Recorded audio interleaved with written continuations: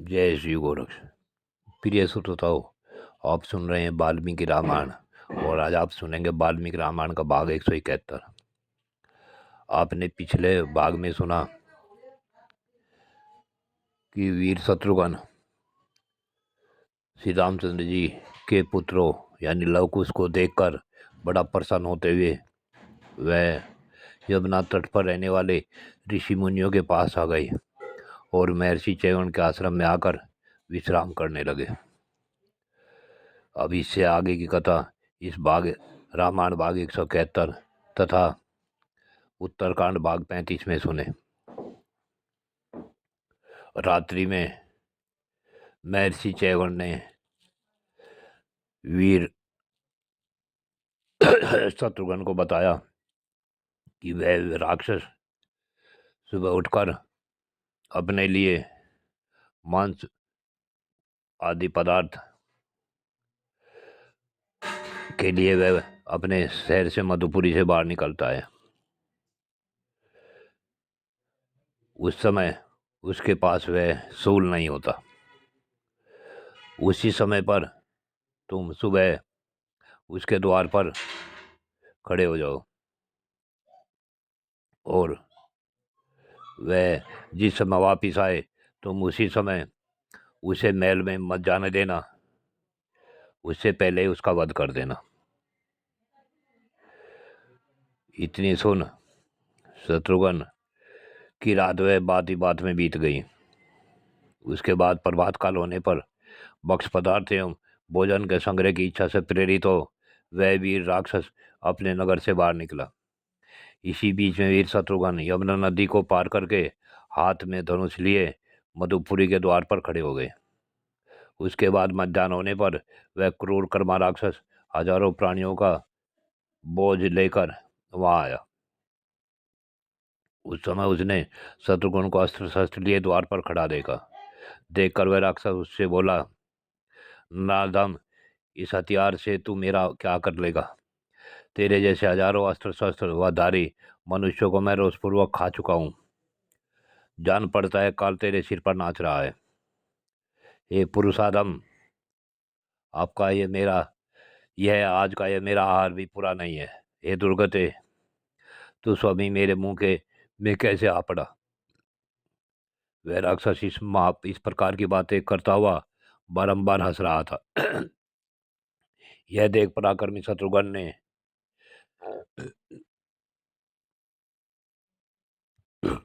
बड़ा ही क्रोध किया।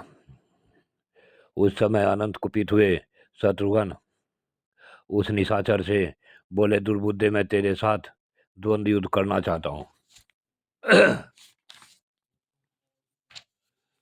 मैं महाराज दशरथ का पुत्र और परम बुद्धिमान राजा श्री राम का भाई हूँ। मेरा नाम शत्रुघ्न है और मैं काम से भी शत्रुघ्न यानी शत्रु का संहार करने वाला ही हूँ।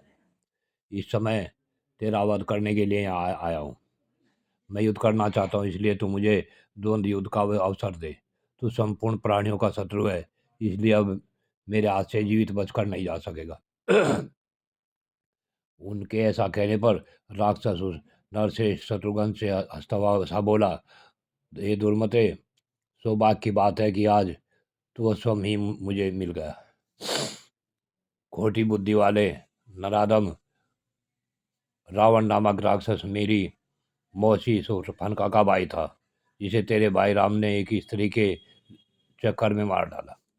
इतना ही नहीं, उन्होंने रावण के कुल का संहार कर दिया, तथापि मैंने वह सब कुछ सहन कर लिया। तुम लोगों के द्वारा की गई अवहेलना को सामने रखकर प्रत्यक्ष देखकर भी तुम सबके प्रति मैंने विशेष रूप से क्षमा भाव का परिचय ही दिया। जो नराधम भूतकाल में मेरा सामना करने के लिए आए थे, उन सबको मैंने तिनकों के समान तुच्छ समझकर तिरस्कृत किया और मार डाला। जो भविष्य में आएंगे उनकी भी वही दशा होगी, और वर्तमान काल में आने वाले तुम जैसे नराधम भी मेरे हाथ से मरे हुए ही हैं। ए दुर्मते, तुझे युद्ध की इच्छा है ना? मैं अभी तुझे युद्ध का अवसर दूंगा।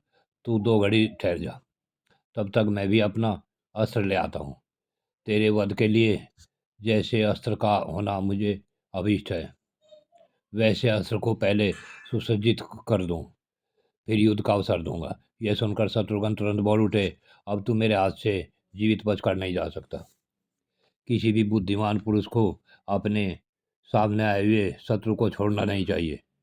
जो अपनी घबराई हुई बुद्धि के कारण शत्रु को निगल जाने का अवसर दे देता है, वह मंदबुद्धि पुरुष कायर के समान मारा जाता है। अतः राक्षस, अब तू इस बीच जगत की जगत को अच्छी तरह देख ले।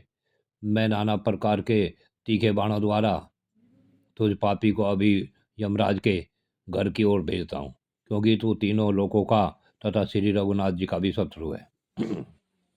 महामना शत्रुघ्न का वह भाषण सुन लवणासुर को बड़ा क्रोध हुआ और बोला, अरे खड़ा रह, खड़ा रह। यह हाथ पर हाथ रगड़ता और दांत कटकटाता हुआ रघुकुल के शत्रुघ्न को बारंबार ललकारने लगा। भयंकर दिखाई देने वाले लवण को इस प्रकार बोलते देख देव शत्रुओं का नाश करने वाले शत्रुघ्न ने यह बात कही, राक्षस, जब तूने दूसरे वीरों को पराजित किया था, उस समय शत्रुघ्न का जन्म नहीं हुआ था। अतः आज तेरे इन बाणों को हाथ मेरे इन बाणों की चोट खाकर तू सीधे यमलोक की राह ले। हे पापात्मान, जैसे देवताओं ने रावण को धराशायी हुआ देखा था, उसी तरह विद्वान ब्राह्मण और ऋषि आज रणभूमि में मेरे द्वारा मारे गए तुझ दुराचारी राक्षस को भी देखेंगे। निशाचर, आज मेरे बाणों से दग्ध होकर जब तू धरती पर गिर पड़ जाएगा, उस समय इस नगर और जनपद में भी उस सबका कल्याण ही होगा। आज मेरी भुजाओं से छूटा हुआ वज्र के समान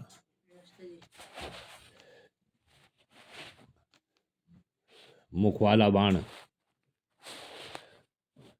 उसी तरह तेरी छाती में दब जाएगा, जैसे सूर्य को किरण कमल कोश में प्रविष्ट हो जाती हैं। शत्रुघ्न के ऐसा कहने पर लवण क्रोध से मूर्छित सा हो गया और एक मान वृक्ष लेकर उसने शत्रुघ्न की छाती पर दे मारा, परंतु शत्रुघ्न ने उसके सैकड़ों टुकड़े कर दिए। वह वार खाली गया देख उस बलवान राक्षस ने पुनः बहुत से वृक्ष लेकर शत्रुघ्न पर चलाए, परंतु शत्रुघ्न भी बड़े तेजस्वी थे। उन्होंने अपने ऊपर आते हुए उन बहुसंख्यक वृक्षों से प्रत्येक को झुकी हुई गांठ वाले 3-3 या 4-4 बाण मारकर काट डाला। फिर पराक्रमी शत्रुघ्न ने उस राक्षस पर बाणों की झड़ी लगा दी, किंतु वह निशाचर इससे व्यथित नहीं हो सका, विचलित नहीं हुआ। तब बल विक्रम शाली लवण ने हंसकर एक वृक्ष उठाया और उसे शूरवीर शत्रुघ्न के सिर पर दे मारा। उसकी चोट खाकर शत्रुघ्न के सारे अंग शिथिल हो गए और उन्हें मूर्छा आ गई। वीर शत्रुघ्न के गिरते ही ऋषियों, देव समूह, गंधर्वों और अप्सराओं में महान हाहाकार मच गया। शत्रुघ्न को भूमि पर गिरा देख लवण ने समझा ये मर गया, इसलिए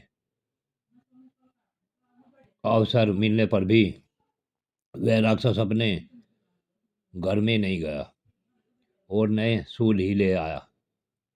उन्हें धराशायी हुआ देख सर्वथा मरा हुआ समझकर ही वह अपनी उस भोजन सामग्री को इकट्ठी करने लगा। कुछ ही देर के बाद शत्रुघ्न को होश आ गया। वो अस्त्र शस्त्र लेकर उठे और फिर नगर द्वार पर खड़े हो गए। उस समय ऋषियों ने उनकी बुरी बुरी प्रशंसा की। उसके पश्चात शत्रुघ्न ने उस दिव्य, अमोघ और उत्तम बाण को हाथ में लिया, जो अपने घोर तेज से प्रज्वलित हो रहा था। उसका सारांग रक्त रूपी चंदन से चर्चित था। पंख बड़े सुंदर थे। देवता, असुर, गंधर्व, मुनि और अप्सराओं के साथ सारा जगत उसे देख ऐश्वर्य ब्रह्मा जी के पास पहुंचा। जगत के उन सभी प्राणियों ने वर देने वाले देवेश्वर पर पिता में ब्रह्मा जी से कहा, भगवान, समस्त लोकों के संहार की संभावना से देख देवताओं पर भी सब और मोहसा छा गया है। उनकी यह बात सुन देवताओं का मन भय दूर करने वाले लोक पिता में ब्रह्मा ने प्रस्तुत भय का कारण बताते हुए कहा, संपूर्ण देवताओं, मेरी बात सुनो। आज शत्रुघ्न ने युद्ध स्थल में रावणासुर का वध करने के लिए जो बाण हाथ में लिया है, उसी के तेज से ही सब लोग मोहित हो रहे हैं। वे श्रेष्ठ देवता भी उसी से घबराए हुए हैं। पुत्रों, यह तेजो में सनातन बाण आदि पुरुष लोककर्ता भगवान विष्णु का है, जिसने तुम्हें भय प्राप्त हुआ है। परमात्मा श्री हरि ने मधु और कैटअप इन दोनों दैत्यों का वध करने के लिए इस महान बाण की सृष्टि की थी। एकमात्र भगवान विष्णु ही इस तेजो में बाण को चलाते हैं, क्योंकि यह बाण साक्षात भगवान विष्णु की ही प्राचीन मूर्ति है। अब तुम लोग यहाँ से जाओ और श्री रामचंद्र जी के छोटे भाई महामनस्वी वीर शत्रुघ्न के हाथ से लवणासुर का वध होते देखो। शत्रुघ्न के द्वारा हाथ में लिए गए उस दिव्य शस्त्र को, दिव्य बाण को सभी प्राणियों ने देखा। आकाश को देवताओं ने भरा हुआ देख आकाश से देवताओं को भरा हुआ देख रघुकुल नंदन शत्रुघ्न ने बड़े जोर से सिंहनाद करके लवणासुर की ओर देखा। महात्मा शत्रुघ्न ने पुनः ललकारने पर लवणासुर को क्रोध से भर गया और फिर युद्ध के लिए उसके सामने आया। तब धनुर्धरों में श्रेष्ठ शत्रुघ्न जी ने अपने धनुष को कान तक खींचकर उस महाबाण को लवणासुर के विशाल वक्षस्थल पर चलाया। वह देवपूजित दिव्यबाण तुरंत ही उस राक्षस के हृदय को विदीर्ण करके रसातल में घुस गया और रसातल में जाकर वह फिर तत्काल ही इक्ष्वाकु रघुनंदन श्री शत्रुघ्न जी के पास आ गया। शत्रुघ्न जी के इस बाण से विदीर्ण हुए निशाचर लवण वज्र के मारे हुए पर्वत के समान सहस्र पृथ्वी पर गिर पड़ा। लवणासुर के मारे जाते ही वह दिव्य एवं महान शूल सब देवताओं के देखते देखते भगवान रुद्र के पास चला गया। सौभाग्य की बात है कि दशरथनंदन शत्रुघ्न ने भय छोड़कर विजय प्राप्त की और सर्प के समान लवणासुर मर गया। ऐसा कहकर देवता, ऋषि, नाग और समस्त अप्सराएं उस समय शत्रुघ्न जी की बुरी बुरी प्रशंसा करने लगे। जय शिव गोरख। प्रिय श्रोताओं, आज की कथा यहीं पूर्ण होती है और आगे की कथा अगले भाग में।